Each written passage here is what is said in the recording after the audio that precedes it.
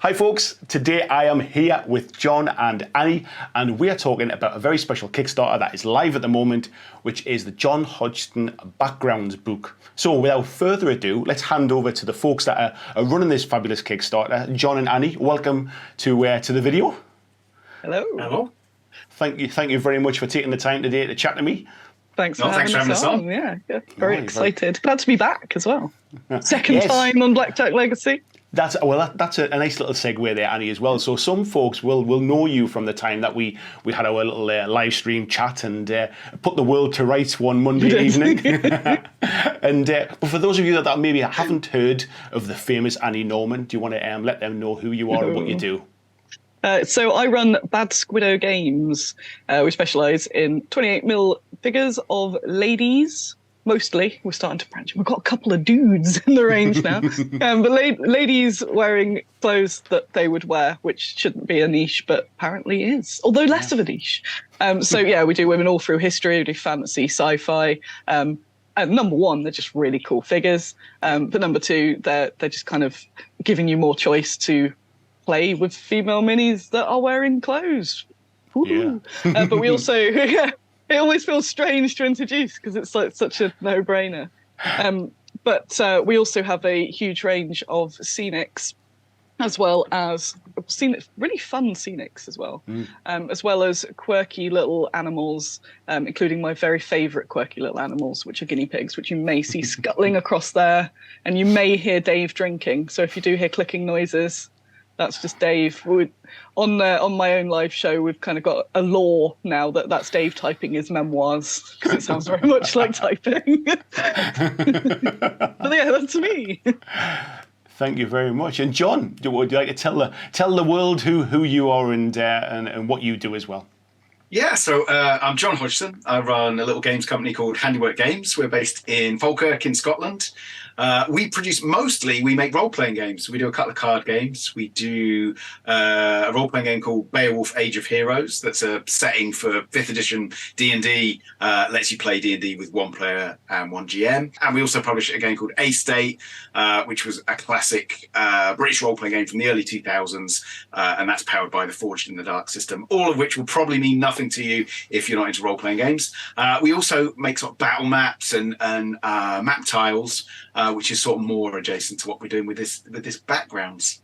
Well, again, talking of segues, it's a lovely way to tell us about the Backgrounds Kickstarter. So, where did the idea come from? Kind of what kind of led you from where you were to where you are now, and also how did the two of you decide to collaborate on this? Funnily enough, something I didn't mention about what I do is I've been a full-time illustrator for 20 years, and I used to work on Warhammer Historical.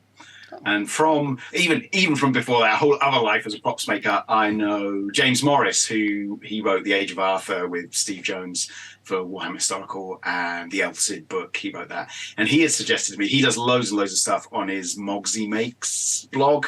And he suggested that I make some of my paintings available as downloadable backdrops as part of a Patreon I run called JonHodgsonMaps.com.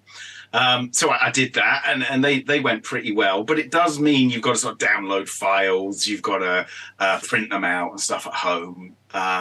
We made them a bit more accessible through, you can get them on Wargames Vault and Drive-Thru-RPG and so on as downloads. But it has inevitably moved forward to the point where I met a certain person, Annie Norman, who we were talking about using backdrops, and you didn't have a printer, Annie, that's right. Despite running a company, I do. I have a very efficient black and white printer that, God bless it, it does its job. But yeah, I don't have a quality color printer that would have done them justice, which was not enraging me. But I kept meaning to sort some in with these maps, and not the maps. But you got maps in my head now. They're not maps with these backdrops, and yeah, it's like, I haven't got a printer. Do I go to a printing shop? And then it just became a bottom of the list sort of thing to do. Yeah. And then so I've been chatting to Jon because I'd seen them. Ralph, who paints some of my miniatures, you see around, Ralph Plowman. Yeah. He was using them a lot. So that's how I kind of came by Jon, because I was thinking, these are amazing. So I want these. So I started talking to Jon. So we got a bit of a chat going on. And then at Expo, I was like, oh, can actually meet Jon in person. And the rest is history. So yeah, I went to Jon. I was like, "Oh, do you have any printed backdrops?" And that really was like a light bulb moment, right? I thought, oh, I could get a little book of them printed. You know, I use this particular printer in the UK. I thought, oh, they could do us a little book. I'll do it. And then like, oh wait, like yes, yeah, look, and there we go. That's the prototype, which you can see has maps in massive letters on the front, which is where the source of all the confusion about maps comes from, because it's from my Patreon, which is Jon Hodgson Maps, but it has grown way beyond that. The actual real book won't need to have maps on it because that's confusing as well. There's no maps in there. There's no maps. It's all just these backdrops. Yeah. There we go. Look, I can't work the camera, but yeah. So that's how that all came about. Yeah. So I guess just to give the folks watching some background, if they're not aware of your product, Jon. Yes, back to you. Like what you did there. So essentially, what you're producing is a multi-page book with multiple different background scenes in it, and the idea is you pop them sort of on the table, you put your miniatures in front of it, and you can take some beautiful kind of miniature photography. Is essentially in a nutshell, isn't it? What it is? That's right. It's really good because it's really portable. Yeah. I've just realised if my camera might be going mad with the autofocus. That's all right. Very close to myself. But yeah, there's going to be 32. The campaign's gone absolutely berserk. Yeah. We are now through all stretch goals. Well, I'm sure we'll talk about that in a minute. But yeah, there's 32 different scenes in it, and it's actually really, really easy to use. There was a lovely series of photos doing rounds on social media of just, you put your miniature on a desk and then you put that behind it, and there you go. You can take a photo, and if you crop in nice and so that you don't see the edges of the book, you just get really nice, nice photos of your stuff, and it really improves your miniatures photography in a straightforward way. No, 100%. And it's something we were chatting about briefly just before we started recording as well. And I was saying the days of needing a fancy kind of DSLR camera and all that kind of stuff are kind of long behind us now. We've all got mobile phones with decent cameras on them and stuff like that now. And anybody that's into miniature photography, or anybody that's even into miniature painting, and I guess even people who kind of just casually paint their miniatures, we're all on Twitter and Facebook and Instagram, and we all like sharing those kind of photographs. And I guess anybody that's even taken it sort of semi seriously, I guess, in terms of that step up from just one snap and putting it up there. We've all done them shots where all of our paints are lying around the desk, and it's a bit of a mess behind it, and it never shows the miniature off the best. And the next stage is we start buying those cheap little light boxes and stuff, which then end up looking like kind of the miniatures locked in a padded room kind of thing. Just like an interrogation cell. That's it, yeah. And almost that loses some of the impact of the miniature. And I personally, I love to see some kind of background. I've tried standing up like sort of bits of terrain and putting the maps there, the mats that I play on, trying to kind of curve them up the back and trying to stand them up and things like that. I think that this is something that is for everyone. And I think you was kind of talking about accessibility, Annie, before. Yeah. Obviously, cameras are still, king and everything. Normal cameras, but for like your average person, the cameras on the phone, and a lot of people don't even know they've usually got like a pro mode on there as well. So if you want to go even further, you can adjust all the various settings and take some really good ones. But even just on the standard setting, and people don't realize. So I've made a little video as well that goes along with it, and I think if Jon's allowing it, I'm gonna write a little guide, as that was one of the stretch goals of. So we've got a proper person with a proper camera doing a sort of a high end, for actually enthusiasts to do it, and then I'm gonna do the sort of layman's version. But yeah, that there's a few simple bits, and I was really impressed already that the amount of people that have said, "Oh, they've just followed your guide, and it's so simple, and my pictures are better already." Like, yes, it did work. Because I was thinking, is it a bit too basic? But yeah, just really simple changes you can make, and including I'm really not a fan of those light boxes. I think there's the high end ones probably because you can adjust the lighting and stuff. Yeah. But the ones I've used are like 30 quid. They just they full on like tell us where the body is, and the miniature's like. I didn't do anything. And it's that thing as well where you paint a mini and you like it. You're like, I've done a really good job here. I'm proud of that. I'm going to share it online. I'll just take a picture. And then the picture looks back at you like, Like, what? That's not what it looks like. Oh no. 100%. And something, so yeah, true. something those boxes do, and because then someone I was chatting to yesterday was said, they kept trying to solve their issues with more light. And when you just put them under that interrogation lamp, when you've done some really nice, not contrasts, blending and shades and highlights and stuff. It cuts it out, so you've just got so maybe you've done a lovely face, and then you photograph it under that, and there's just like this white line of highlight there, and you're like, oh. So it's also in your interest, if you want to show off what you've been painting, to actually give a better representation of what it looks like. And there's something about having that background behind it as well that just it grounds that miniature in a realism that just it creates a setting. I think you've taken some photographs, Annie, for the Kickstarter page, and so it's like some of those ones were just like it instantly changed the miniature. If that miniature is on a white background, it's a miniature. If you put that on the background that you're having this book, all of a sudden it's in a world, it's in a setting. It's so evocative. I like the little stories it can tell as well. But it's and it also, from a technical term, it affects the white balance as well when you've not got a white background, which is why a lot of people photograph on blue, but then it's just blue. But one of my side hobbies, but also because of Bad Squiddo, I love setting up scenes and photographing them in there, and then playing them like dollies a little bit, and then making like, oh, this is happening here, just to get nice photos. So there's a section of my office, which you can see a small amount of in that video, but very cropped. I had some unexpected visitors yesterday, and there's just like trees all over the office because I've got everything out. Was that like cartoon where you're pulling things out of the chest like that? And what have I got? So I collect as much terrain as possible, and I've got all these different flocks and scatters in there.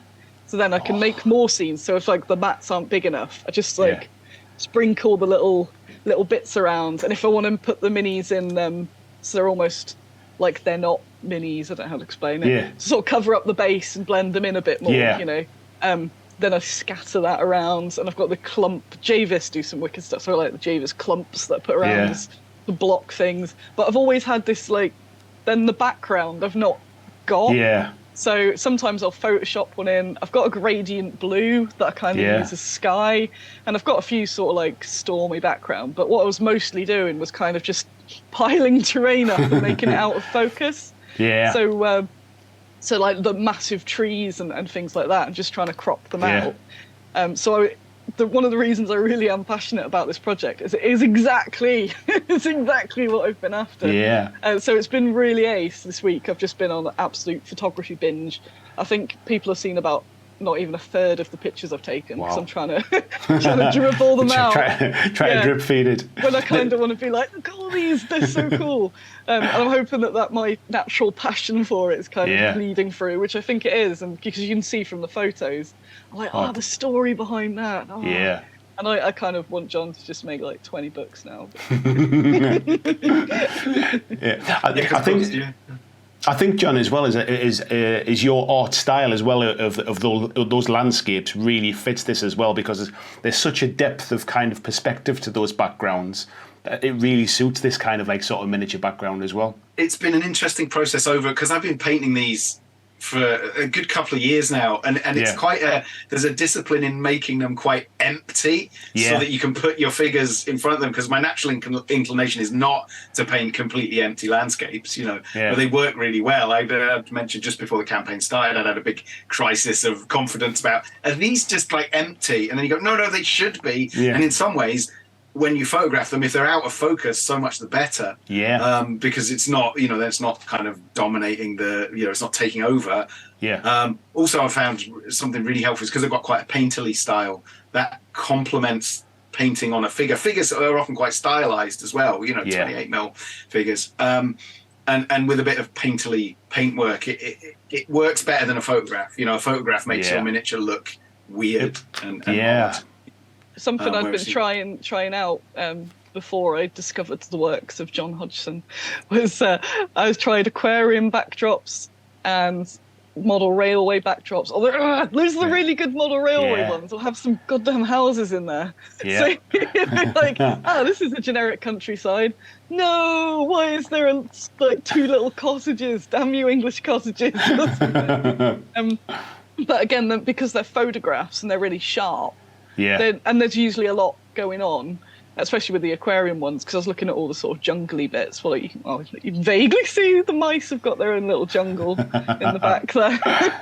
They're in the jungle. Don't tell them they're not.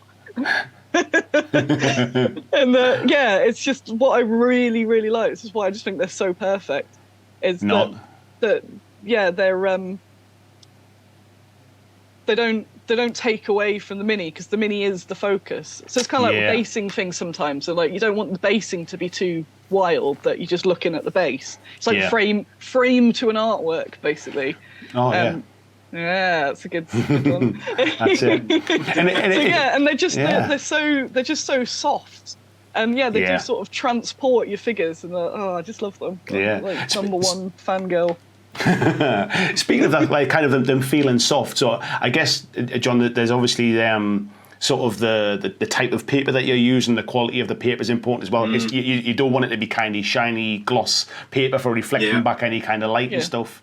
I've done quite a lot of experimenting with making sure, because there's a balance between sort of color reproduction and a nice sharp reproduction of the artwork versus, just shiny paper is going to give you, a nice glossy paper is going to give you real depth of color, but absolutely impossible really to use to photograph in front of. So the book is on a kind of silk paper, so there is a little bit of shine to it, but it's very easily overcome, and it's a good balance. I mean, if you don't see it as soon as I've taken like 500 pictures or something with it, there's actually none where I've gone, that's shining. It's just like, if you had a small concentrated light shining at it or something. Point a light right at it, you'll see it. I wouldn't change it at all. They're absolutely perfect. The level of it. It's strange, isn't it, with that, jumping back to the whole light box thing, where I just thought that was because, I've been through this whole, I say on the campaign page, I've been through this exact journey, and you think a light box is the right thing to use. And I'm sure it is for certain purposes. Of course, they exist for a reason.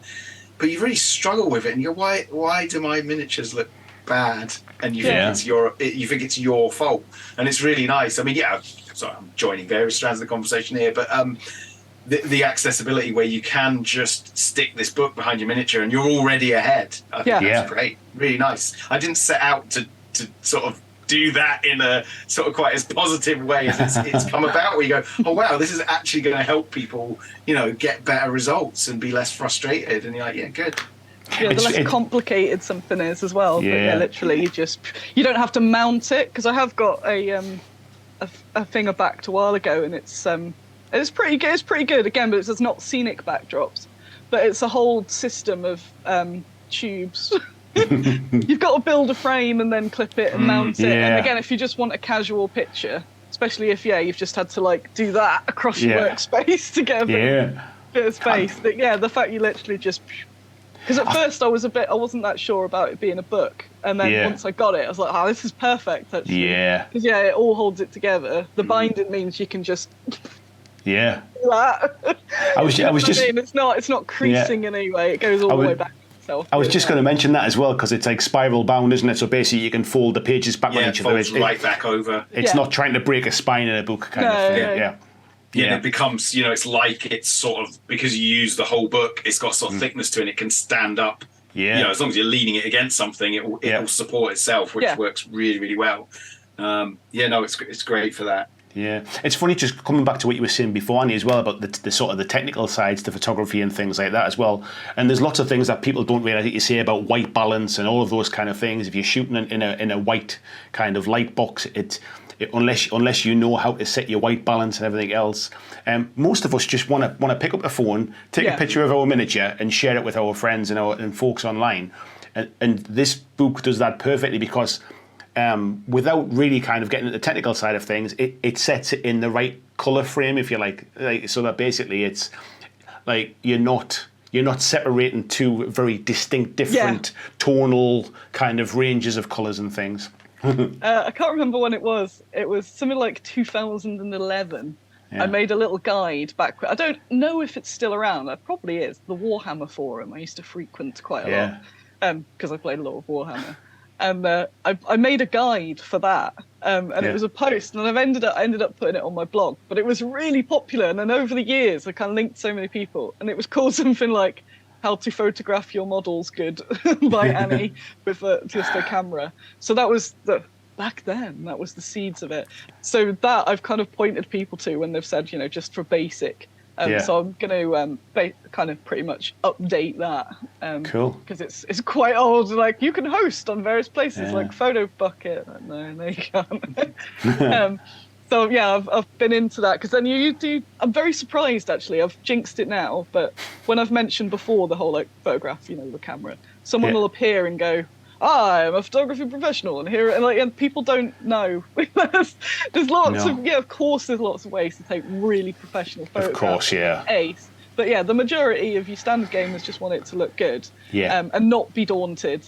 Yeah. And not think that they're crap as well, because there are people that say, I'm not very good. Like, no, it's just a few bits. Once you've got a few tricks, that's just like one of them was just to rest your phone on something. So use my phone. So it's not wobbling about. Yeah. So when you're doing that, you're gonna have your hand tremor. But even if you just rest it, rest it on a rock even. So I've got that in my video. I'm gonna elaborate on that a bit, I think, in the little guide. I think you can never go too basic with this kind of stuff, because there's an assumption that everyone knows all the basic stuff, but they don't. Everyone wants to know as well. It's exactly. How much do you care? It's like, well, if you don't want to be a professional photographer, but the tips help for taking photographs of anything, really. I said in mine, it's like also helps for your selfies. Get the best lighting, flatter thyself. So all gamers will be having better selfies and minis from that. There you go, win-win. So talking about the Kickstarter itself then, John, we've got, it started off as one book with, was it 24 sort of 24 different scenes in it, and is it fair to say that that one original book was more fantasy inspired, shall we say? Yeah, I think so. I mean, Annie had expanded the sort of remit of that with loads of like World War II figures and so on. That, of course, sort of hills and dales and so on. But a lot of what I paint is that kind of stuff. It's generally inspired by the sort of scenery around me in Scotland. But I would say more fantasy leaning, if you like. You can. It's not completely without other uses, but basically, But we've expanded that now, like as I said, to 32, and then of course unlocked the sci-fi book. Loads of people in comments were going, "Do sci-fi, do sci-fi," and you're like, "Well, we'll see, see." And I didn't want to add in completely different sort of genres into the first book, because I felt it was a little bit unfair if you backed it for what it is, and then you go, and also, now half of it is going to be different and something you maybe didn't. But that didn't seem quite right. But obviously, the campaign has just shot off. I mean, thanks to Annie's, promotional efforts and boundless enthusiasm. It's gone berserk, which has enabled us to, I was thinking, if it gets this far, maybe we could do another book, but I don't think, it's not very likely to reach that. And then the sort of overnight it went, so. Yeah, we've got a sci-fi book now as well, which again started at 24, is now 32. I've got quite a lot of painting ahead of me. Yeah, you're furiously painting. So for anybody that kind of sort of saw this Kickstarter when it first launched, it's come a long way from there now. So if you go in and back this Kickstarter now, you've got the options of there's a 32-page, let's say, kind of fantasy-esque, more real-world type kind of scenics. And then there's another option now of a second book, which is the sci-fi book, which is then again has been unlocked to 32 different scenics as well. And there's options where you can have both books. There's options where you can have both books signed, and there's commercial licenses available as well. Yeah. With a commercial license, we've kept it at a really reasonable price as well. It's more of a sort of courtesy thing, really. Yeah. And it just sets up an agreement between me and you as a photographer that you have permission to do it. It's very straightforward, plain English license. Yeah. I'd like to try and get actually a first draft of that out this afternoon as we're filming. I'm not sure. Obviously, because it's a legal thing, I have to be careful what we put out, and it needs to be clear and very precise. But I'm very keen on very just simple, plain English language. Of course, and you only need a license if you're the photographer. it gives you the license to use my work in your work, and then you own it. You own that work, so you can sell it to someone else, and they don't need a license. Yeah, it's just the photographer needs the license. So for the vast majority of people seeing this, they've got the general hobbyist out there who wants to take a picture and put it on their Instagram post. Yeah, that's right. You just have a normal back. You don't have to. You have to worry about that stuff. It's only if you're making money from it. Yeah. I'll give you. We won't charge you for the likes you get. Yeah. You get paid in exposure, don't you? That's the way it works.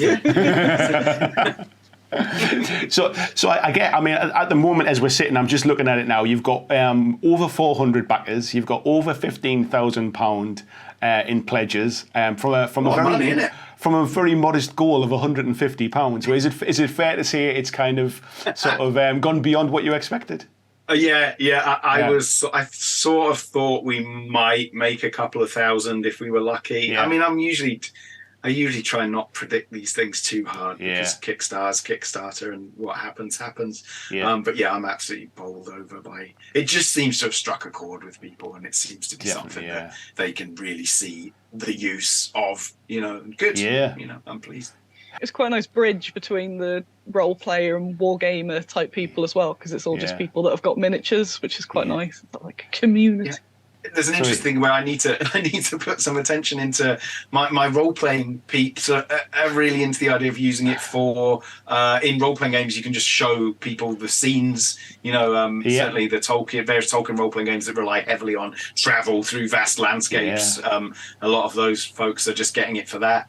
But it has a value as that. But it's been so miniature focused, obviously. But I must remember to say hello to my friends who have come from a different base. I was going to touch on that as well. I've got it in my notes here as well. Is that I think anybody that isn't like sort of role playing games and stuff, as a DM, if you're setting the scene for something, as soon as I saw you kind of flicking through the images in your book and the videos on the Kickstarter, it was exactly the same thing. Was a case of like, you're setting the scene of your party's traveling to this kind of far off land, and here's an image of what you're kind of coming up against. It's beautiful for setting those kind of like scenes. There's a one that's very much more wintry looking with a bit of a kind of like sort of like a bare tree with kind of no foliage on it and stuff, and it instantly kind of those evocative kind of images. So even if you're not using these for miniatures, I think there's definitely kind of there's mileage in these books as well. Yeah, I think so. I mean, if you just want a book of paintings, there you go. Yeah, I mean, that's hard for me to talk about. No, I was going to say as a standalone piece, a book full of art. It's a worthwhile investment as well. To be fair, no, I mean, I think it's come at a good time where I think that people do want to kind of have sort of nicer photographs for their miniatures and stuff. Like recently, I bought the Star Wars Shatterpoint game that's just come out, and inside the box in there, Atomic Mass Games have included like a scenic background.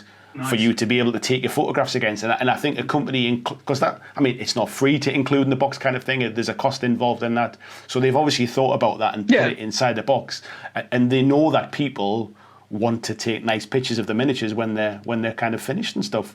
I've seen people trying it with like iPads with a background on it, and you get that like almost the colours are a bit too bright or the screen's reflective. So people are trying different stuff. And I guess going back to what you said before, Annie, about like not having a colour printer, it's not like it's not the 90s anymore kind of thing where everybody printed everything off. Not everybody has a home printer anymore. Most people don't. Yeah. I don't. I don't have a home printer. They're a particularly evil piece of technology, aren't they? Home printers. Like, they don't work like they're supposed to. The minute you need to print something, it all goes wrong. And ink now is just... insane money. I was just going to say, I think if you do have a home printer and you haven't used it in a while, it'll be cheaper to buy this book than it would be to go and replace the ink to print off one image. So the Kickstarter then, folks, is active at the moment. It's live now. It finishes on, he says, looking at his notes, on Tuesday, July the 4th at 5 p.m. in UK time, British summer time. And it's reached all of its stretch goals now. It's kind of gone above and beyond, I guess, what you expected.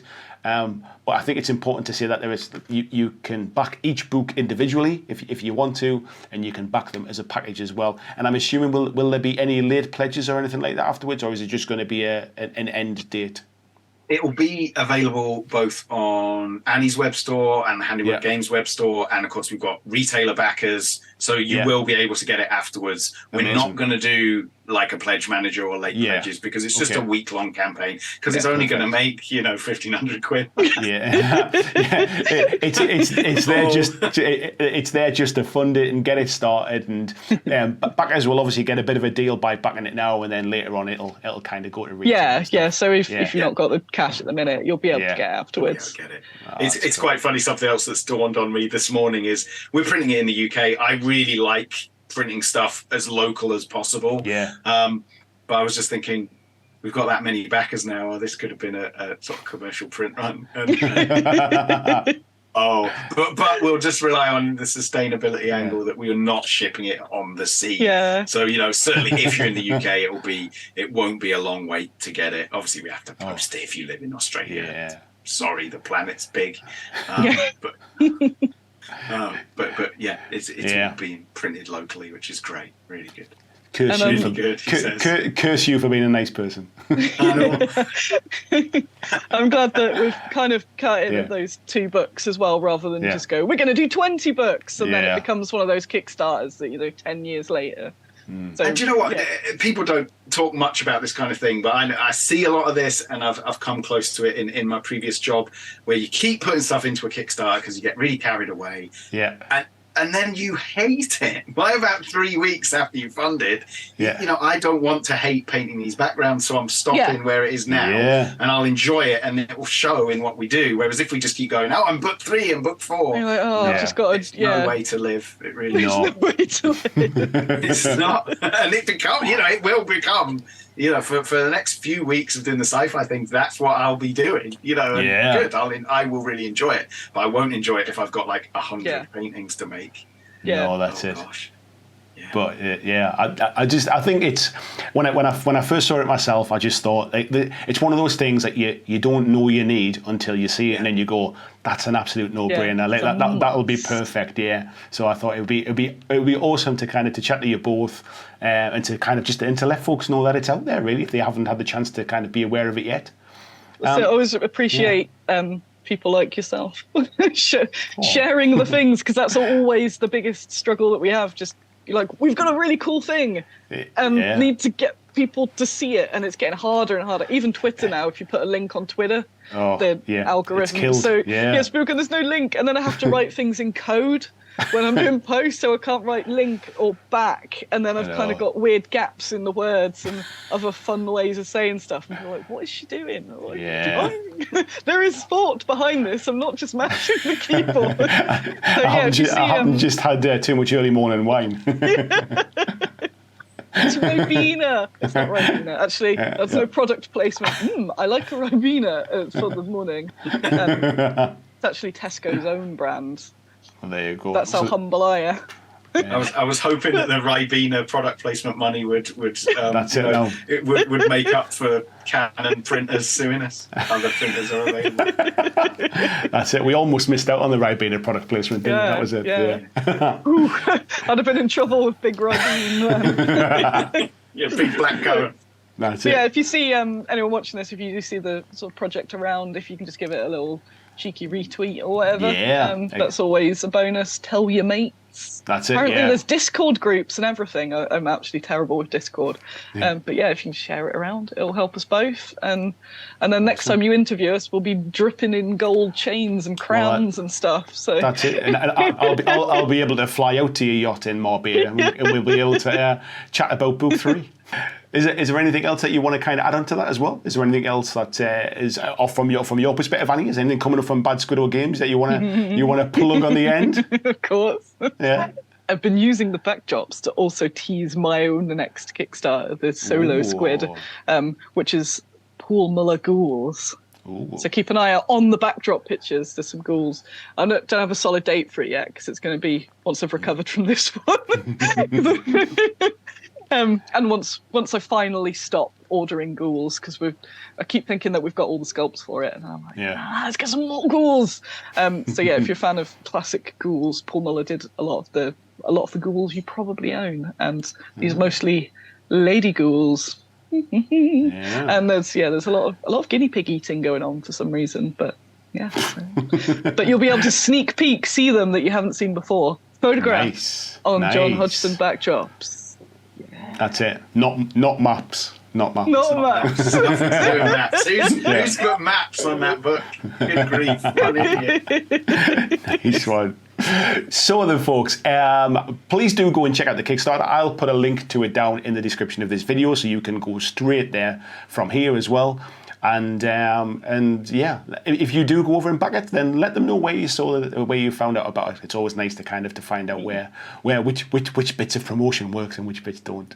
So yeah, thanks to both Annie and Jon for your time today. Really appreciate it. It's been lovely talking to you both. And I look forward to coming to your yacht and castle, respectively, just so that we can talk about the next one. Thanks for having us on. It's been nice. You're both very welcome. Take care, and I'll see you all in the next one.